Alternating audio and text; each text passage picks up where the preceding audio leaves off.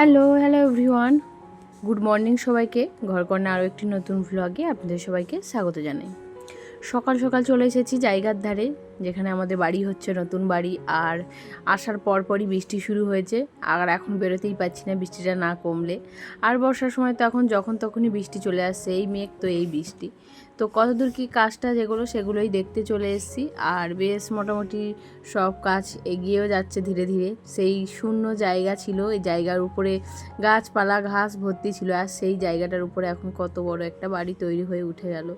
এই তো কিছুদিন আগে এখানে একটাও বাড়ি ছিল না, ফাঁকা ছিল, আর আজকে দেখো বাড়িটা উঠে গেছে। বেশ চারিদিকে বেশ সুন্দর, অনেক কাজ হয়ে গেছে। এবার শুধু প্লাস্টার হচ্ছে, একে একে প্লাস্টার করে উঠলেই তারপরে বাদবাকি কাজগুলো কমপ্লিট হয়ে যাবে। মেন যে কাজগুলো সেগুলো মোটামুটি হয়ে গেছে আর কি। এবার শুধু এই রং প্লাস্টার পুট্টি এগুলোই বাকি আছে। কারেন্টের কাজও হয়ে গেছে, শুধু এবার সুইচ বোর্ডটা, মানে কাজ এখনও প্রচুর আছে। মানে পাকার বাড়ি তো, যত ঘর সাজাবে কাজ করবে তত দেখবে শেষ হবে না, কাজ হতেই আছে আর কি। এবারে আমি নিচে চলে গেলাম। উপরে না ঠাকুরঘর ছিল, সেটা একটু দেখে নিচ্ছিলাম, ঠাকুরঘর ঠিকঠাক আছে। তারপরে এদিকে বাড়ি এসে আমি রান্না বসিয়ে দিয়েছি। আসার পথে মাছ এনেছিলাম, কাতলা মাছ, আর বাড়িতে এসে সেই মাছটা এখন ভেজে নিচ্ছি। রান্না করব তো দুপুরে, সবাই খাবে এসে, যেহেতু আর দেরি করিনি। আর এদিকে আমার মাছের ঝোলটা রান্না করা কমপ্লিট হয়ে গেছে। শুধু মাছের ঝোল করিনি, সাথে আরও অনেক কিছু করেছি, তবে সেগুলো আর ভিডিও করা হয়নি। আর এখন এই তো খেতে বসেছি। এখন খাচ্ছি পুঁইশাকের মিচুলি দিয়ে এই তরকারিটা, আর তার আগে একটা শুক্তো করেছিলাম, সেটা খাওয়া হয়ে গেছে। তো চলো আজকে কি রান্নাবান্না করেছি সেগুলো বলি। উচ্ছে আলু বেগুন দিয়ে মাছের তেল দিয়ে চচ্চড়ি করেছিলাম, আর এই তো পুঁইশাকের মিচুলি চিংড়ি মাছ দিয়ে করেছি। আর গরম ভাতের সাথে কাঁচা লঙ্কা না হলে তো হয় না। আর এই তো মাছের ঝোলটা দিয়ে খাচ্ছি। মাছের টেস্টটা কিন্তু বেশ ছিল। খাওয়া দাওয়া করে রেস্ট নিয়েছিলাম। এখন বিকেলবেলা এই দেখো দুটো তাল বের করেছি। এই দুটো তাল আমার মা পাঠিয়েছিল, অনেক দিন ধরে ফ্রিজে রেখেছিলাম। আর এখন এই তালগুলো আমি এখন ছানবো। মুখের খোলসটা খোলার পরে কি সুন্দর লাগছে মুখটা। আর ভাদ্র মাসের এই ভ্যাপসা গরমে চারিপাশের পরিবেশটা পাকা তালের মিষ্টি গন্ধে ভরে উঠেছে, যা মনে করিয়ে দেয় বাংলার গ্রামীণ ঐতিহ্য উৎসব ও পুঁটিপুলির ঘ্রাণ।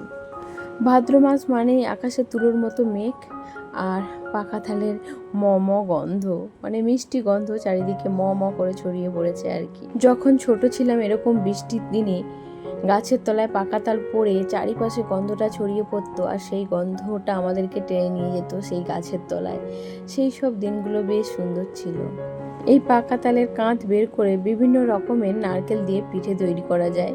আজকে নরম সুস্বাদু তালের বড়া বানাবো। এই পাকা তালের কাঁধ দিয়ে এক বাটি পাকা তেল নিয়ে বের করে নিয়েছি। এই বড় নারকেলটা ভাঙবো, কালো জিরে দেব। তো একদিকে একটা গামলি বাটি নিয়ে নিয়েছি। এবারে আমি এতে সুজি আর চিনি একসাথে গুঁড়ো করে নিয়েছিলাম, নিয়ে দিয়ে দিয়েছি। চালের গুঁড়োটা ছেড়ে নিচ্ছি। চালের গুঁড়োটা না এবারে লুজ এনেছে, প্যাকেট আনলে চালি না, তো লুজ এনেছে বলে পোকা ছিল। ওই একটা দেখো পোকা, লেদা পোকা পেয়েছি, তো সেটাই বাইছে দেখছি। তো গুঁড়োটা আমি মানে লুজটা ওই জন্য আনতে চাই না, সবসময় গুঁড়োটাই আমি আনি, তবে এবারে প্যাকেটটা আর আনা হয়নি। তো এখানে কালো জিরে আর একটু মৌরি দিয়ে দিলাম। এগুলো যখন গালে পড়বে ভাজার পর তখন বেশ ভালো লাগে।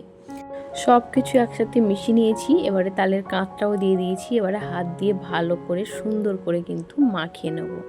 এখন যেহেতু পাকা তালের সিজন, তাই এই সময় প্রত্যেকটা বাড়িতে কিন্তু তালের গন্ধ, যার বাড়িতেই হোক না কেন, তালের কোনো কিছুই হয় তো সেই গন্ধ কিন্তু চারিদিকে ছড়িয়ে পড়ে। আর এই পাকা তালের সিজনে বিকেলবেলা করে প্রত্যেকটা বাড়িতে তালের বড়া বা তালের ফুলুরি কিন্তু তৈরি হয়। তো আমি গুড় দিয়ে মিশিয়ে নিলাম। আমি আজকে তালের বড়া বানাবো। তারপরে কিছুটা তাল আছে, মানে কাঁধ বের করে রেখেছি, সেটা অন্যদিন তালের পাটিসাপটা, তালের নারকেল পিঠে হয় সেগুলো বানাবো। তো নারকেলটা না অনেক দিন ধরে ছিল, ভিতরে জল ছিল, তো ভাঙার পরে আমি ওটা বুঝতে পারিনি কি হলো, বাস্ট হওয়ার মতো হয়ে গেল আর কি। তবে একটু এক সাইড খারাপ হয়েছিল, সেটা বাদ দিয়ে বাদ বাকিটা আমি এই তো কিছুটা কুচিয়ে নিয়েছি আর কিছুটা কুড়ে নিয়েছি, নিয়ে সব কিছু মাখিয়ে নিয়েছি। প্রথমে তো ঢাকা দিয়ে মিনিমাম আমি আধ ঘন্টা রেখেছিলাম, তারপরে নারকেল কুড়িয়ে নারকেল কুচিয়ে এই তো ভালো করে মিশিয়ে নিলাম সব কিছু। এখানে এই তালের এই ব্যাটারটা খুব সুন্দর করে কিন্তু মাখাতে হবে, আর একদম যেন পারফেক্ট হয়, তবেই কিন্তু বড়াগুলো খুব সুন্দর হবে। আজকের এই ব্যাটারটা আমার প্রপারলি কিন্তু খুব সুন্দর করে ফেটানো হয়েছে, যার কারণে বড়াগুলো খুব সুন্দর হচ্ছে এবং প্রত্যেকটা বড়াগুলো কিন্তু ফুলে উঠেছে আর খুব সুন্দর এবং টেস্টিও হয়েছিল খেতে। নারকেলগুলো যখন গালে পড়ছিল তো খুব ভালো লাগছিল। তো এই তো এক এক করে কিন্তু আমি ভেজে নিচ্ছি, একটু হাতে সময় নিয়ে লো ফ্লেমে ভাজতে হবে। তেলটা আগে থেকে লো ফ্লেমে গরম করতে হবে, না হলে শুরুতেই কিন্তু দিলে সব উপরে উপরে পুড়ে যাবে, ভিতরটা হবে না। আর আমি লো ফ্লেমে আস্তে আস্তে করে ভেজেছি, ভিতর বাইরে সব কিন্তু খুব সুন্দর করে ভাজা হয়েছে। আমি এবছর প্রথমবার এই তালের বড়া খাবো, বানাচ্ছি নিজের হাতে। আমার নিজের হাতে বানিয়ে খেতে বেশ ভালো লাগে, মা তো বানিয়ে দেয়, তো মায়ের হাতে খেয়েছি এর আগে। আর এই তো প্রত্যেকটা তালের বড়া হয়ে গেছে আর খুব সুন্দর হয়েছিল খেতে। আর থালা ভর্তি করে নিয়েছি, আমি অল্প করেই বানিয়েছি, আমরা যেহেতু অল্প কজন ফ্যামিলি মেম্বার আছি। তবে চলো আজ এটুকুই, আবার দেখা হবে অন্য কোনো নতুন ভিডিওর সাথে।